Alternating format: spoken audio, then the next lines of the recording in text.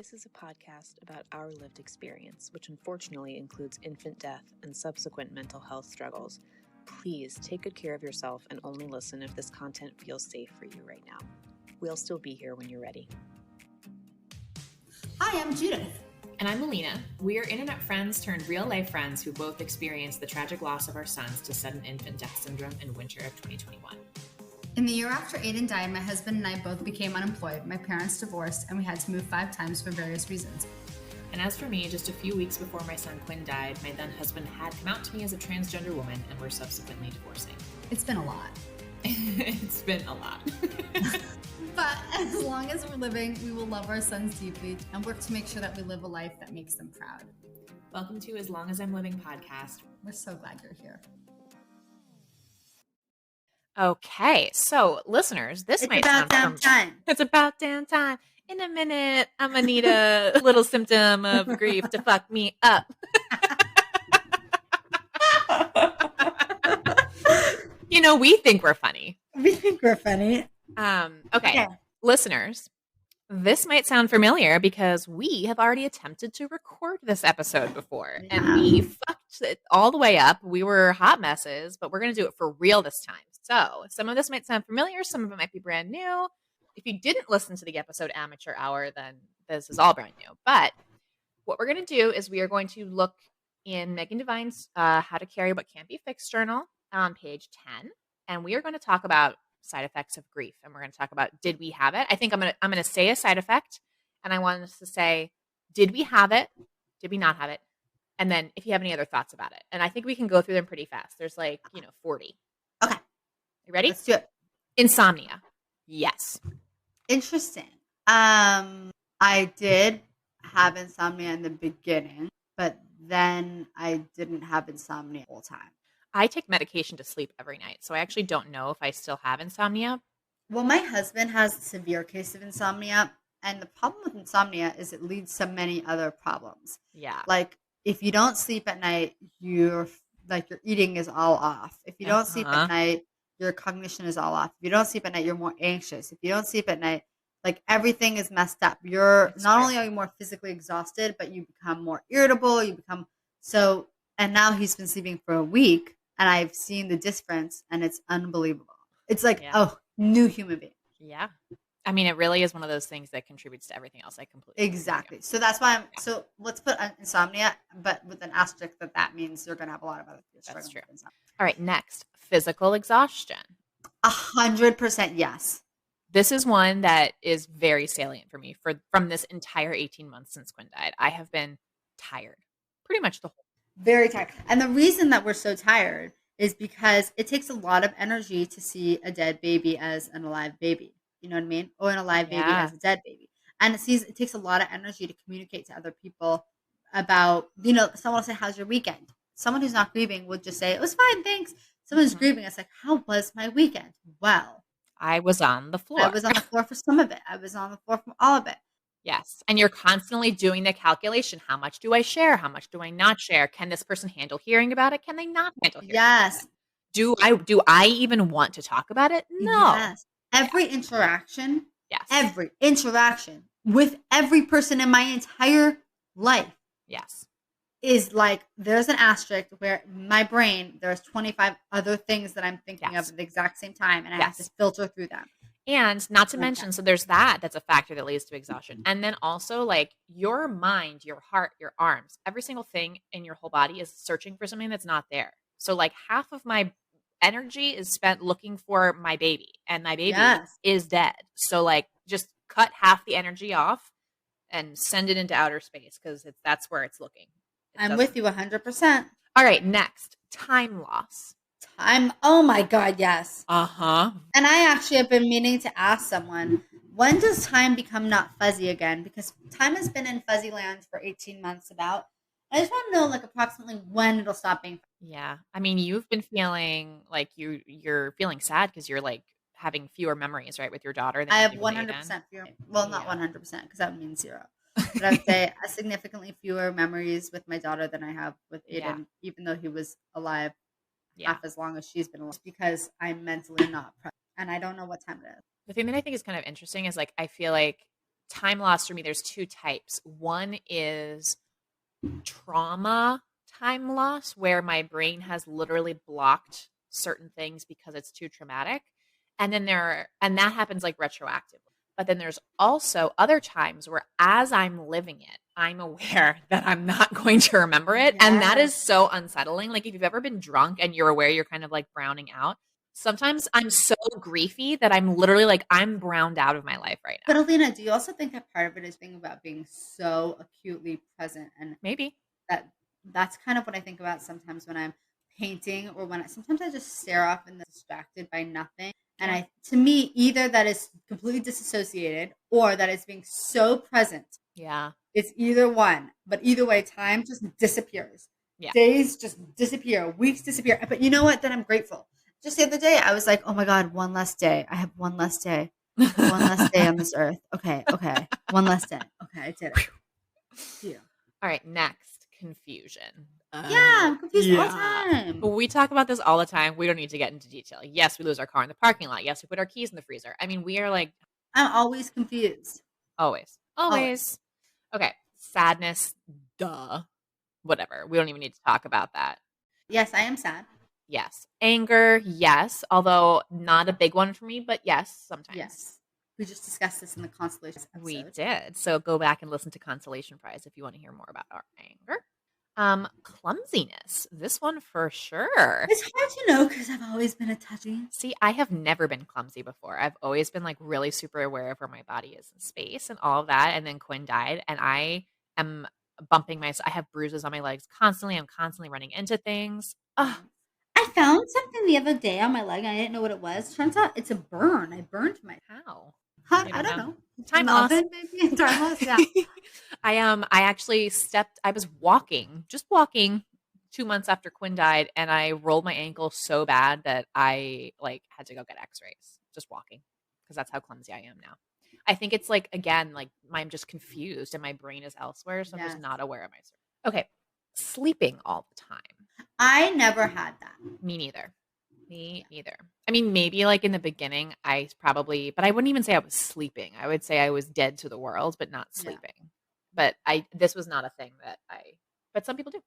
And again, just to reiterate, these are things that are all normal. So even if Judith or I says that, you know, if we say we didn't have this, it doesn't mean it's not normal if it happens for you too. This is totally normal. We're just two people. Anxiety. Yeah.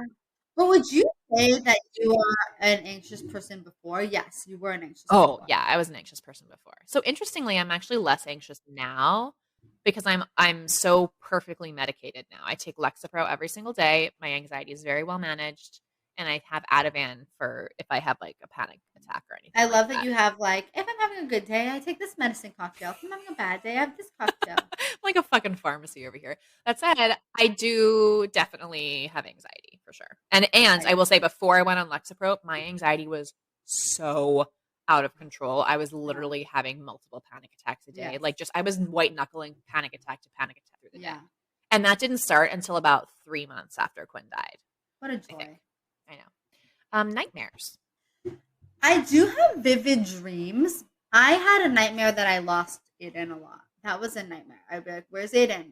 And then I would, and I have nightmares where I'm seeing at certain, actually, that's actually a recurring theme. Like at my family members, I will have nightmares.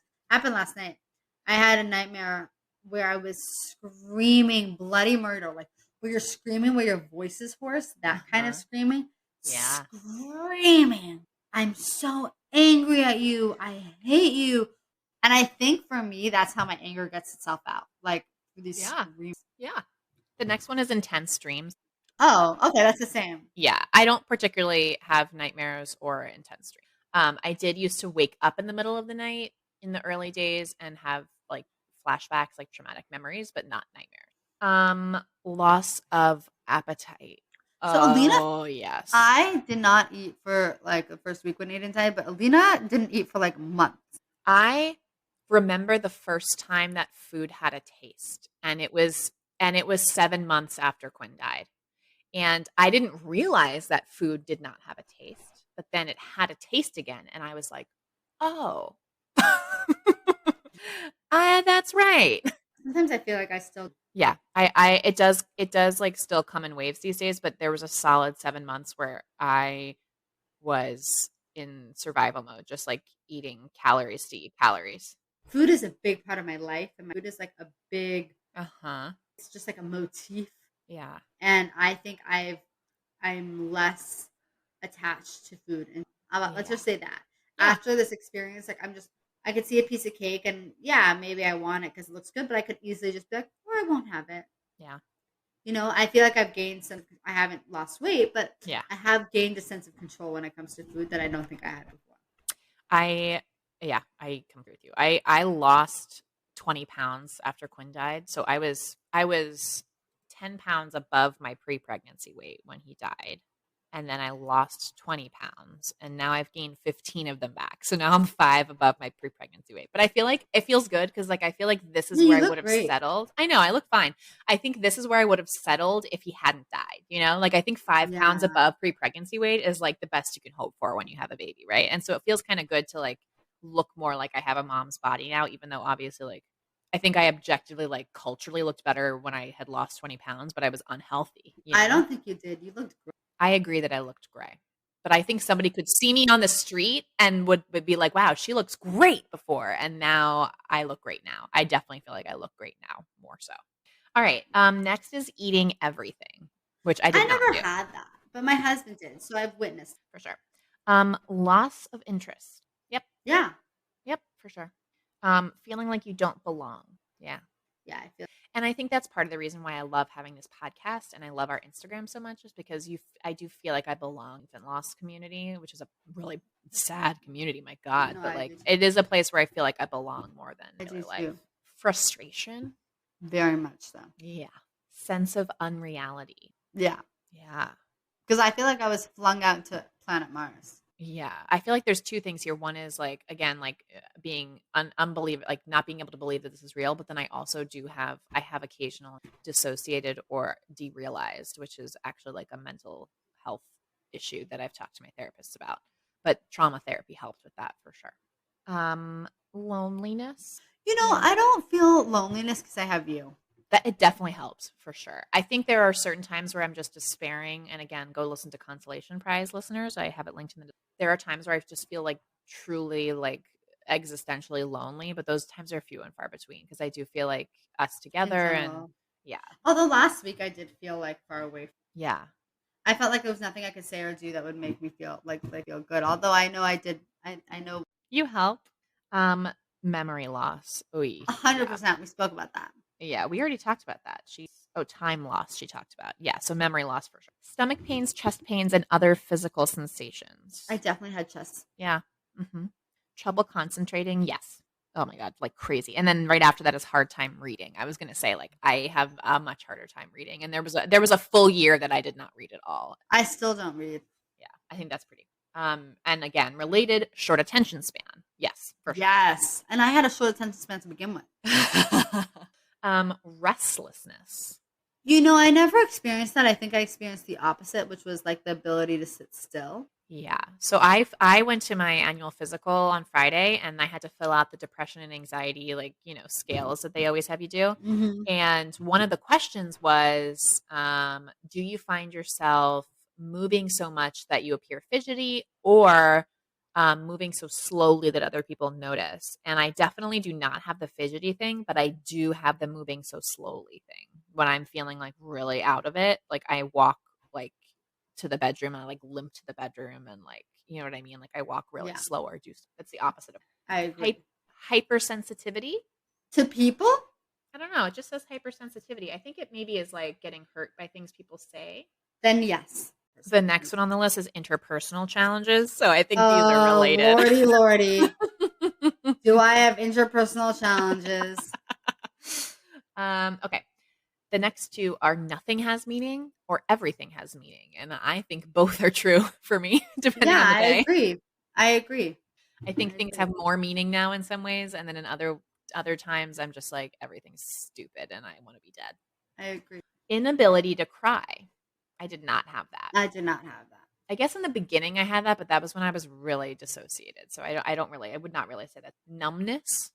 Again, in the very beginning, I definitely felt that, but not anymore. You sometimes like I'll talk to you on the phone and I can tell that you're like not really present.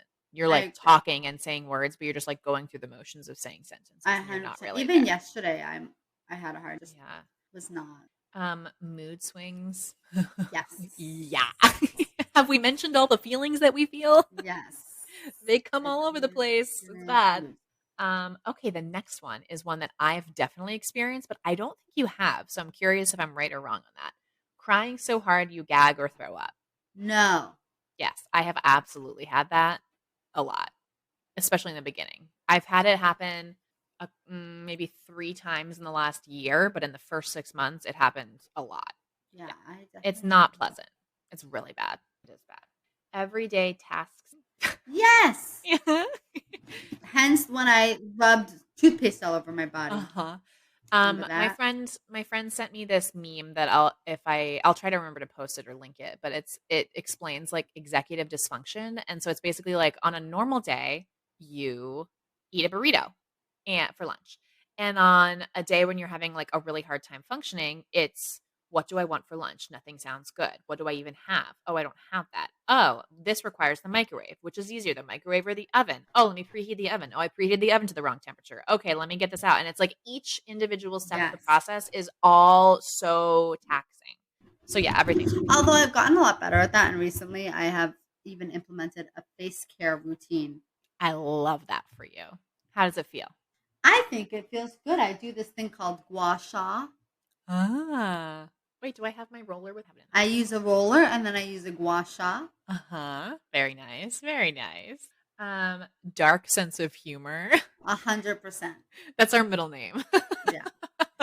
But I think I have a normal sense of humor too. At least I used to at one point. Yeah, I think we're also at this point getting good at realizing when we should be saying the dark things and to whom. Like, I think I used to just like say really dark shit to everybody, and then I was like, I gotta censor myself a little bit. I'm freaking people out. I find myself having to censor myself too because I feel like I can't stop talking. Is that a symptom? Word vomit? No, but yes. She should put that on there. Screaming in the car. Been there. Yes, and I have screamed in the pillow. Thank you for the feedback from the Instagram people. I asked people where to scream, and someone recommended the pillow, and they were right. And then on the opposite end of the spectrum, crying silently. I've done that too. I have done that too. Actually, I've done that a lot. This will break his heart to hear, but if my boyfriend is there when I'm feeling really sad, I don't typically let myself like really gutturally cry. And I let myself cry, but I also like I can tell that I'm like not crying as loud as I would. And I don't necessarily feel like it has to be loud to be a release, but I do definitely cry differently when someone's around. My husband and I sleep in the same bed most of the time. And when we sleep in the same bed, I even like I'll start sobbing and I will do it quietly. I think crying is a private thing and I don't think people want. Yeah. And also I do feel like when I'm crying so openly and loudly, it feels like I'm asking for someone around me to do something. Also, like I think it's disturbing to hear. I think it's like distressing. My neighbors must think I am insane because I just sometimes am on my floor like wailing. Yeah, I do that wailing too. It's weird to hear those voices come out of you. Stop. Feeling short-tempered for sure. Abandoning your shopping cart at the grocery store. Yeah. I've done it twice. I don't remember doing it, but I have gone into the grocery store and walked out. I haven't abandoned a cart thing, but I have just not. Yeah. I'll be like, I don't want to do this anymore. Yeah. I mean, so normal, right? Like, I feel like all of this is so common. And then the last thing on this list is feeling immense love for everything around you. And I felt that too. Remember, like, when we're on our retreat and we're just like, oh, look how beautiful the sky is. Like, look how I love this friendship. Yeah, I definitely have moments where I feel like I'm only awakened as a human now post-loss. Yes, also. I agree. There are times where I feel like, oh, this is like the worst thing ever. And then but now I'm all right. Do we have a couple minutes? Like, is there anything else you feel like is super normal that you've heard people do a lot that we didn't cover? Oh, I have one. Okay. Touching your dead son's or your dead baby's stuff, like going and seeking the items for comfort. I think that's perfectly normal. Rocking your cat or dog like a baby. Holding my stuffed bear. Yeah. Even though I have an alive child, this is really interesting. When I did not have an alive child, I would just weighted teddy bear. I have an alive child and I still hold, which I find interesting because I think it doesn't have to do with the actual child. I think that I don't know. But that teddy bear like really brings away that. Because when I hold my daughter, I know it's not Aiden, but there's like something about holding like an She's like very object. concretely not Aiden. Yeah. What else is normal? Looking for signs, asking for signs. I think that is normal. Talking to them even though they're not there. Talking to yourself. I talk to myself a lot now. What else? Anything else? Going in the store and shopping clothing size. Yeah. I always do that. I'll go to Target and I'll set her like whatever it is, and I'll just I do that. Look at it for size. Mm-hmm. We'll throw a question box on our stories. I would love to hear the the normal things that you guys do on our Instagram. This is unrelated. When did I tell you this that Aiden got these and I returned? It was from and then someone bought you a baby gift from Nordstrom. Mia got a couple things in there too, the same family, and I returned it. And now I've got all this money to and buy yourself something fun. So can I show you some like things I want to buy? Yeah. Okay. I'm looking for like sneakers that I think could be. Ooh, I love these. Ooh, these are gonna look glam. Those are really so cute. I want something that could be like casual or fake. Yeah, I feel like you could wear like a cute little dress, like a t-shirt dress with these, and that would be like a cute little day to night outfit. I agree. Okay, so we're on the same page. Okay, so you like the silver. I mean, do you like the gold or you like silver? I like the silver. I like the gold. I like the gold too. I like the gold and silver ones better than the black one. You do. The black ones are a little more like. Those are more obviously sporty, I think. They are more obviously. Okay. They are cute, but I like the gold and silver ones. I think they are very versatile. Okay. There's one other pair I wanted to show you. All right, these ones. Ooh, these are snazzy. High tops. Okay, these are stylish. That's what I'll say. I think they're trendy. And what were the other? I think that the silver and gold sneakers are very much my style. I think the lace-up wedge sneakers are not as much my style, but if I saw someone wearing them and they were pulling them off, I would think they looked so cute. Like I think a Gen Zer would wear the lace-up wedge sneaker. Although, do you think I can pull them off? Are you going to be walking around with a baby in a wrap with like spit up all over you? I will do my best to elevate. Because I don't think that a velvety wedge sneaker is going to go well with baby spit up. But if these are for like when you go out by yourself, I do like them. I think they're really cute. Do you think they're going to be comfortable? I think that the point is that you need the height, so maybe. Yeah. I think that the point is just something that like could look fun, like a look. I think that the first pair I sent you are $140, and that's a lot to spend on shoes. That's a lot.